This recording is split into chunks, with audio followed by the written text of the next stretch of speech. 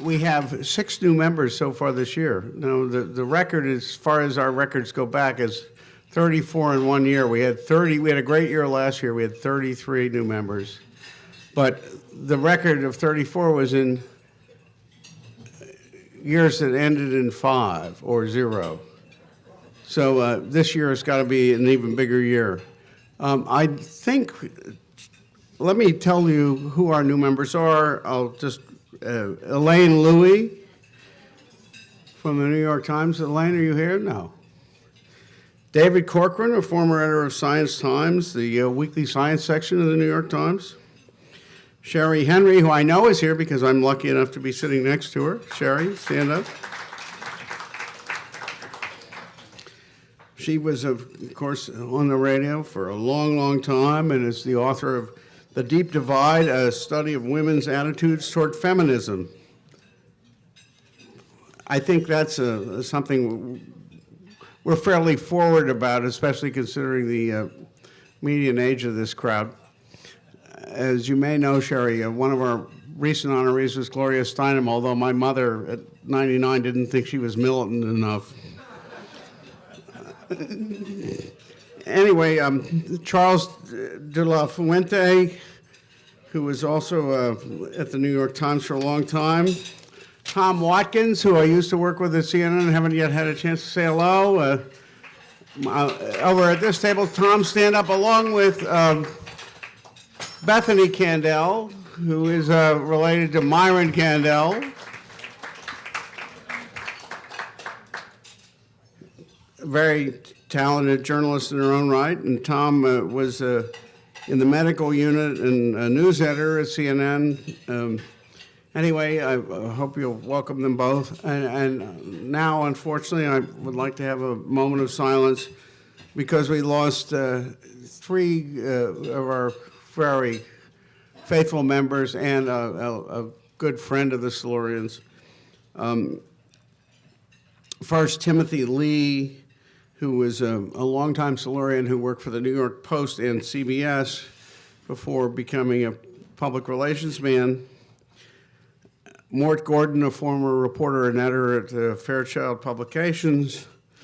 And for those of you who were at the Lifetime Achievement Awards dinner and our honoree couldn't make it, he was in Lenox Hill Hospital, unfortunately, Sandy Sokolow of CBS also did not make it. Now, for those of you who were at the dinner, you may remember that the longtime friend of the Silurians and of Sokolow I'm referring to is Bob Simon.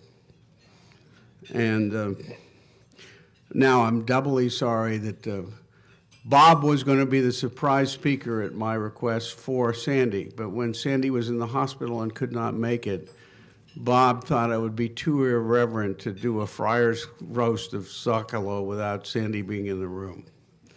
So he just said was very warm with everybody, but didn't speak. I'm sorry I didn't put him on tape. Anyway, we miss them all, and I'd like to have a moment of silence for them.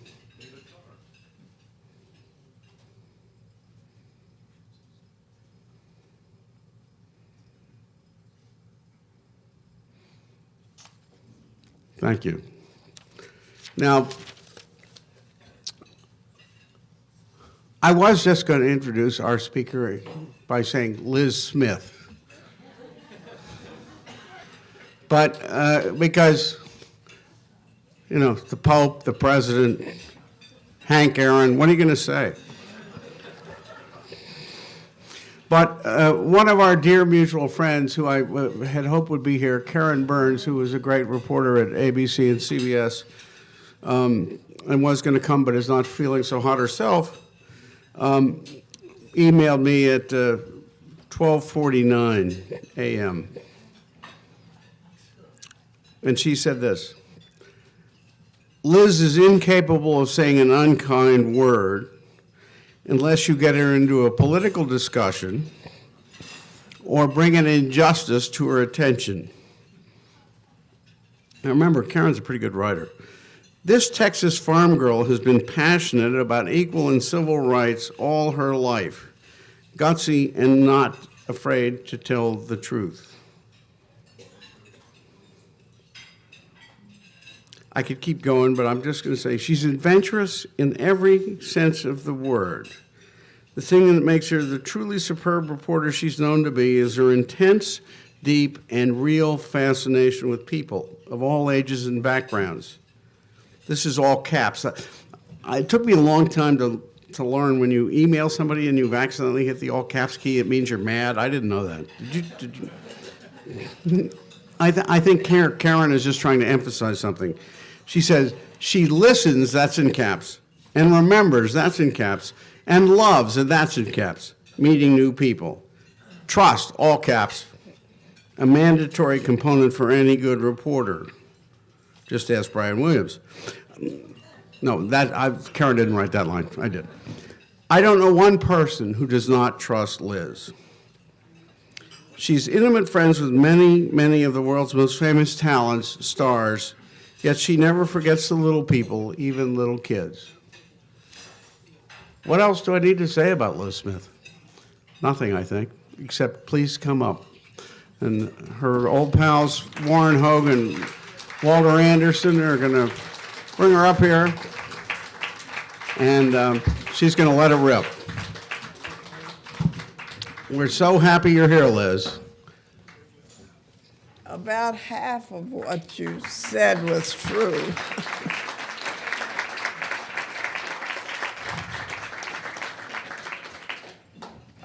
I used to be Liz Smith.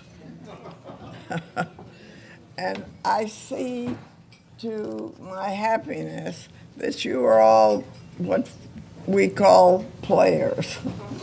And that's refreshing. Everybody here, those I knew and don't know, are impressive to me. You're even though I'm older than most of you, you're my idols.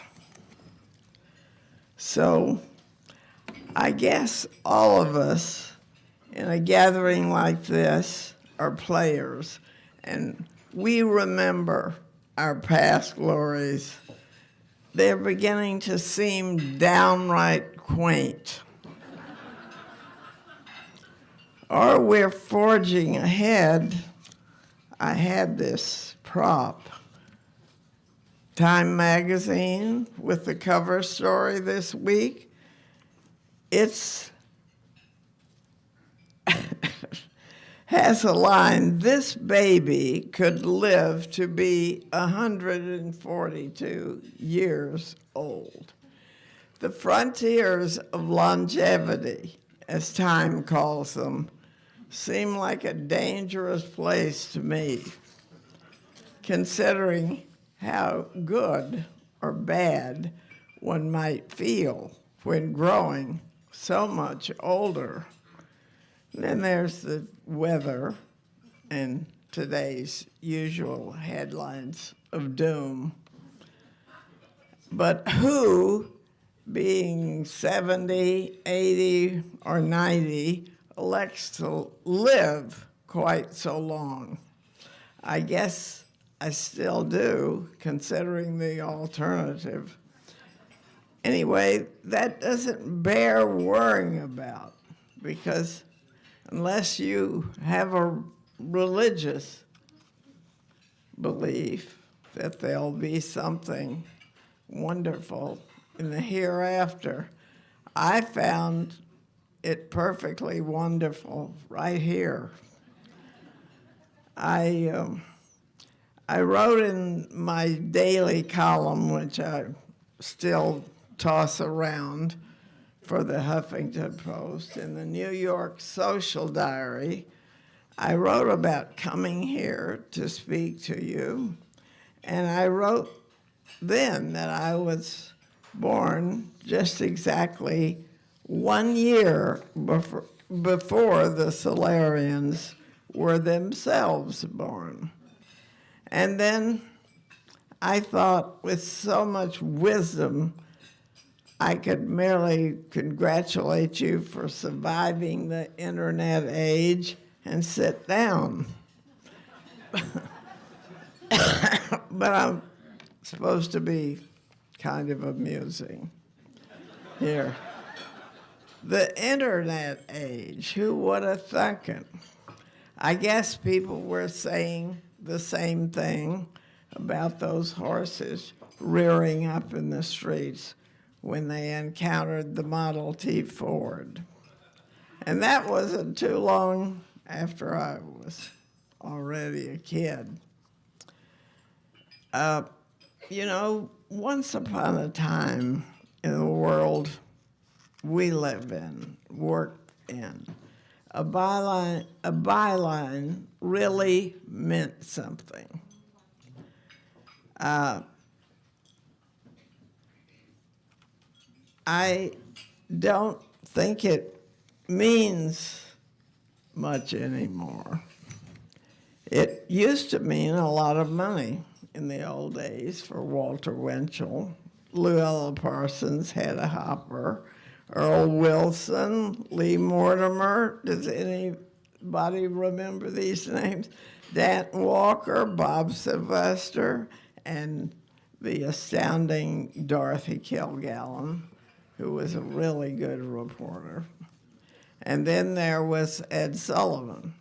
He just added to his fortune by becoming a TV presenter of what was essentially left over by vaudeville and burlesque. That turned into television. So the fact that bylines don't mean much anymore because everybody who uses the internet can have a byline. They can express their thoughts, repeat gossip, attack people, praise people, and do what some of us used to be well paid for, doing it exclusively. Now, exclusivity is a journalism joke. There are a few exceptions, of course, and I would be derelict not to mention this very week my friend David Carr, who was simply the greatest. And I'll tell you how he was bothered to be great personally to me. Whatever I do understand about using the internet, I understand from talking to David Carr and having a lot of delicious lunches where I hadn't a clue when he explained how things were working. He was determined, though, that all of us should get in with it and carry on and overcome our various ills, just as he had done. And he was a superstar in making himself, he made himself into an exception, both in dropping and having suffered a serious, severe drug addiction, and in thinking ahead. And this brings us around to gossip today. You know, I never thought of myself as a very good gossip. I was always more of a sort of starstruck observer, bystander. I became eventually a philosopher of celebrity. And anyway, who needs a gossip columnist these days? Everybody is a gossip columnist. The internet is simply boils with gossip. Hate statements, love statements, speculation, and anybody can say practically anything without worrying too much about getting fired or going to jail. And looking back, I realize I've had about 65 years of working, observing this wonderful life in New York. And I wouldn't take anything for those glory days.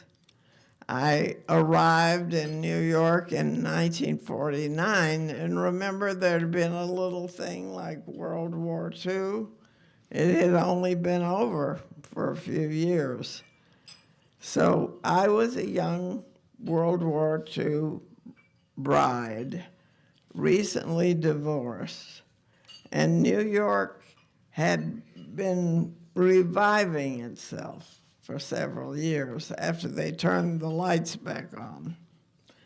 And this reminds me of G.K. Chesterton, who, coming to Times Square, said, "What a garden of delight this would be if one couldn't read."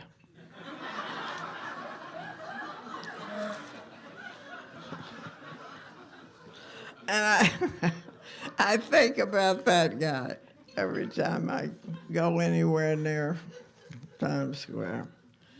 You know, shows, I was just a terrible hick, but shows like South Pacific and Kiss Me Kate were on Broadway, and you could go to the theater for about $2.50.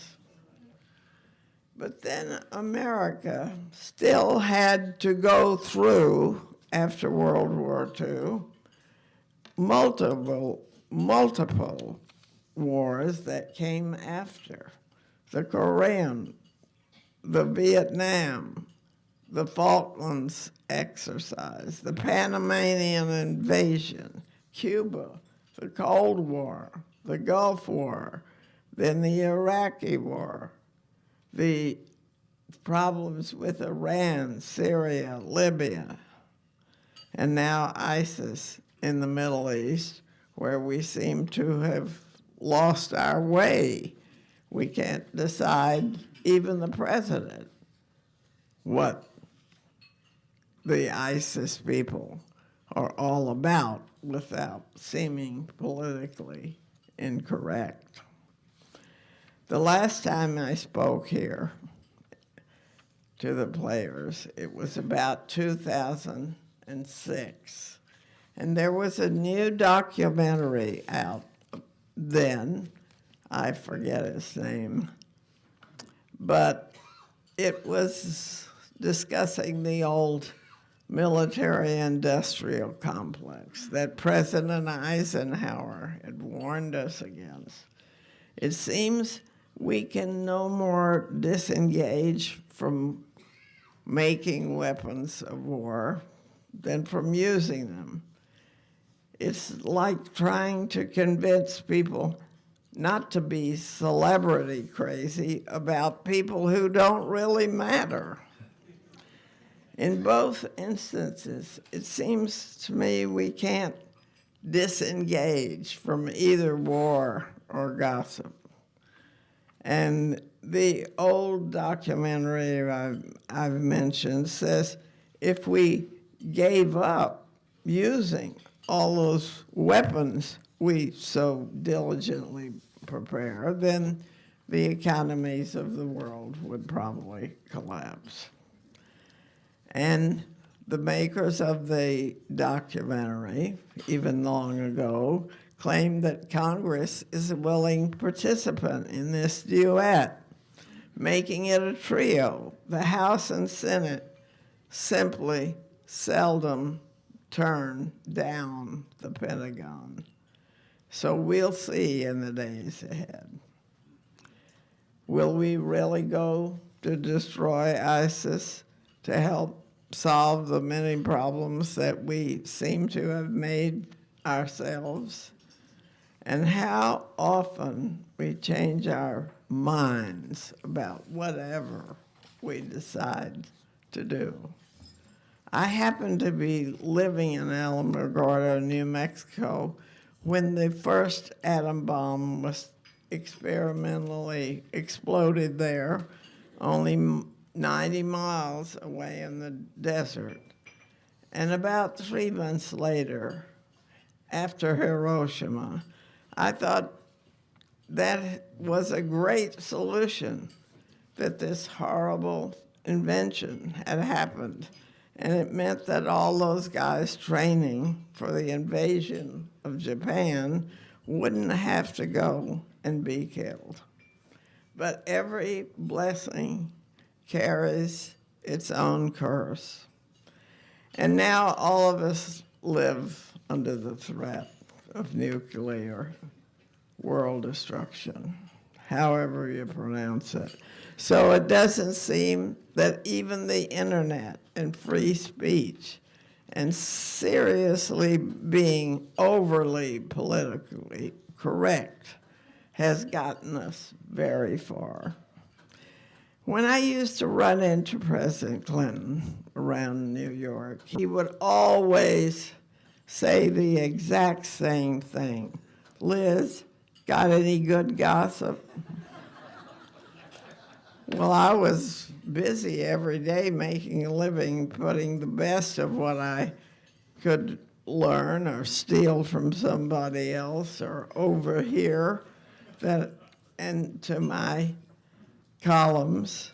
And I stand here as a person who has had the good fortune to work for 5 different newspapers in New York City.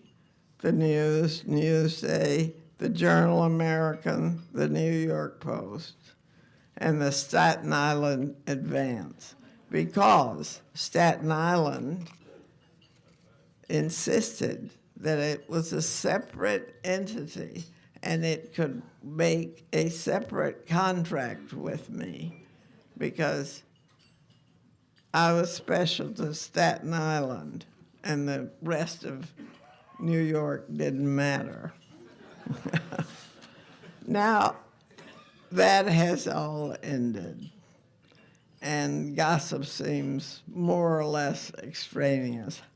I don't believe half of what I hear because I don't see the bylines. I can trust. Everybody is a gossip. And celebrity has become kind of a nationwide fad.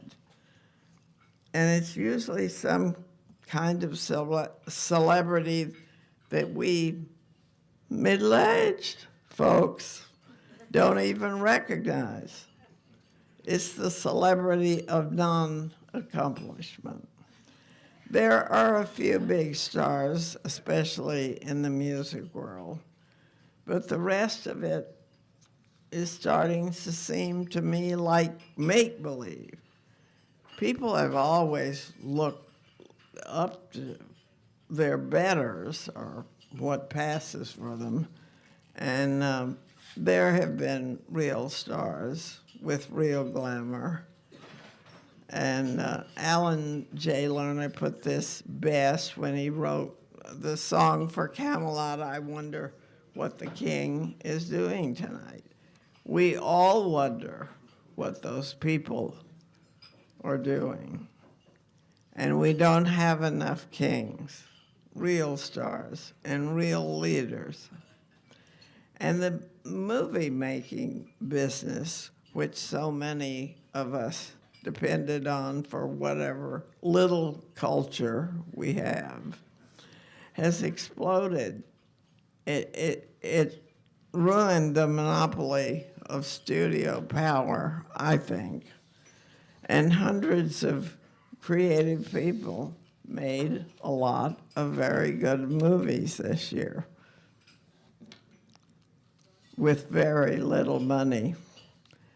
But it's hard for me to find out where to go to see these things. I'm always reading a rave about something that just finished. It seems to me they used to tell us where it was, give the address, and tell you how long it was going to last. So the only celebrities making really big money are in music, or what passes for it. rock and roll has graduated to whatever excess it's going to. And then all of a sudden, fashion is a big deal. It's not just the belonging to the rich and the 1%. I believe it's the number 2 business in New York. So mix fashion with weird music, and I guess you get something new and important and deafening.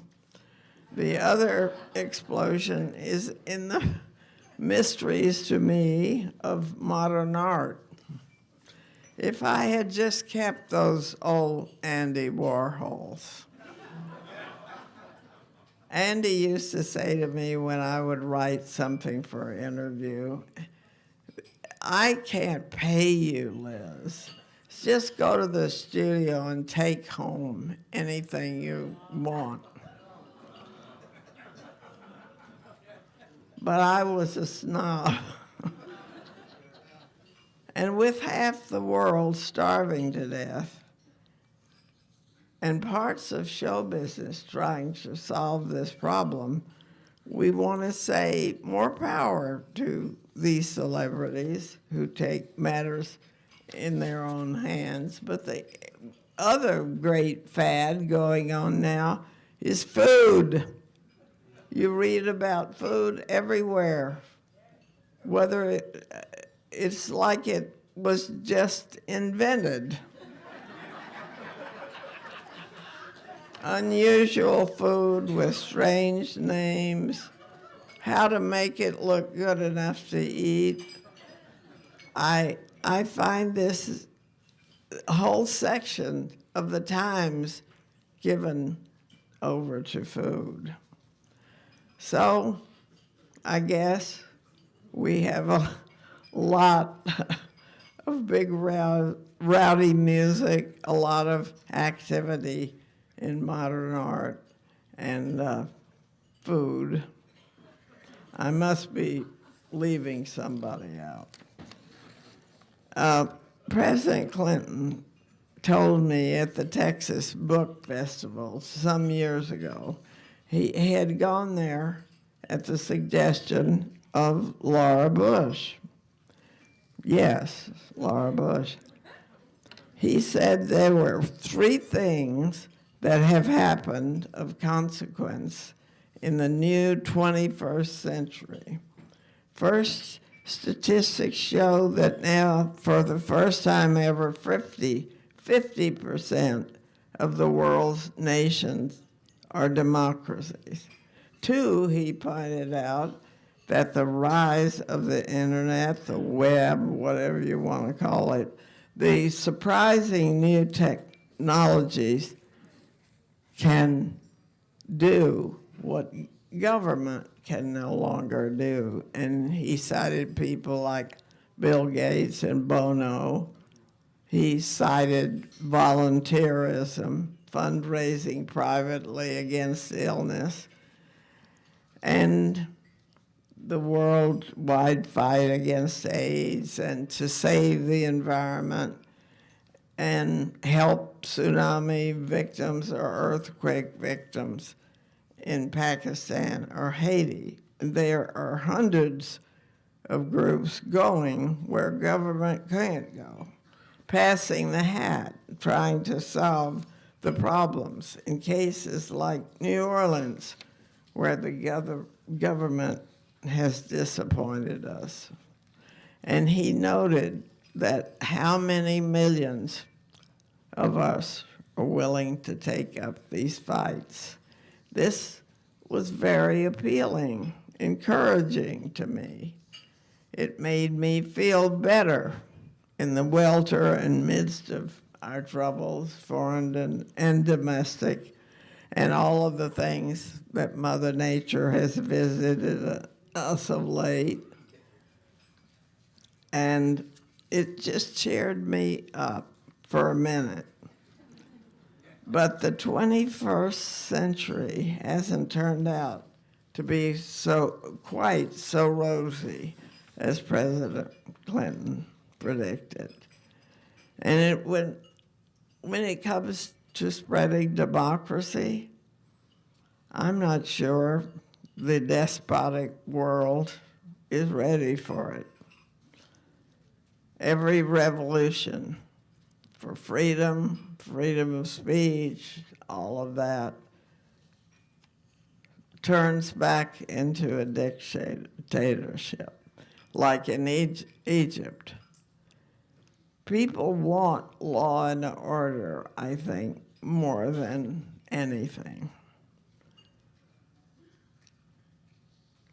And the good thing may be that new technologies are coming at us now like bullets. I was watching the editor-in-chief of The Economist talk to Charlie Rose recently. She's unusual in that she's a woman. Zanny Minton Beddoes. She said, technology is changing so fast and is so far ahead of our imaginations that it's solving problems we can only dream of. And she insists that technology is the energy behind the internet revolution. It is just beginning. She sounded like a really smart woman to me. I hope technology is going to solve our problems. Otherwise, we're going to go to Mars and not have any way to get back in one lifetime.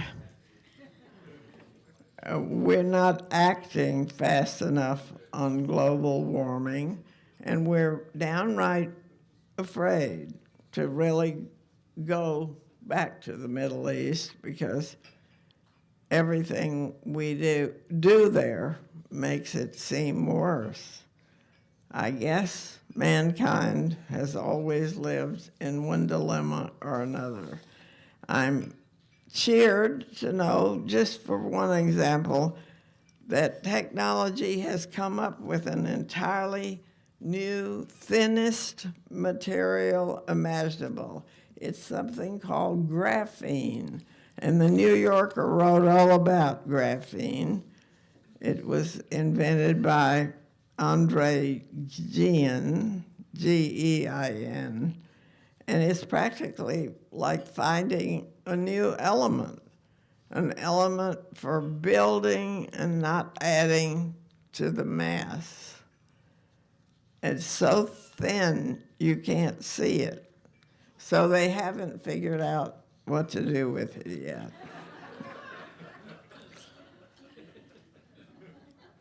You know, if I seem a little hesitant today, it's because I'm on drugs. Otherwise, I don't think I would have been able to speak. But you made me very happy to have invited me here today. There's no group I can think of that I admire and long to exceed my expectations with, to admire what you have done. I know. I think you're the finest people in America, but I'm on drugs, remember.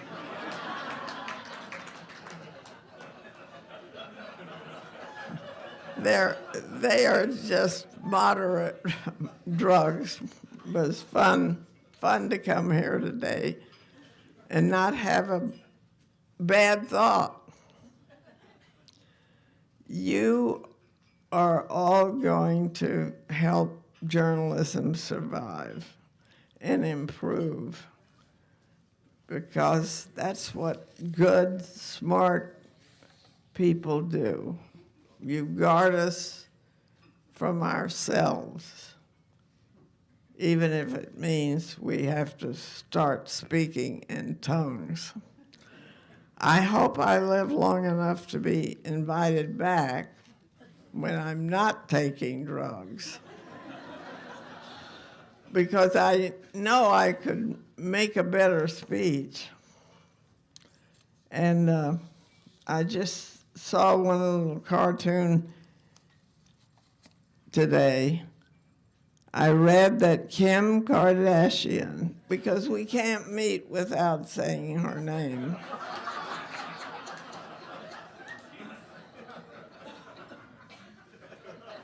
She has brought out some kind of new app, and it's already earned $50 million in profits. And you and I are wondering why we didn't save more money for our retirements. Hey, I know I rambled around a lot today. I was just taking advantage of your generosity in having asked me.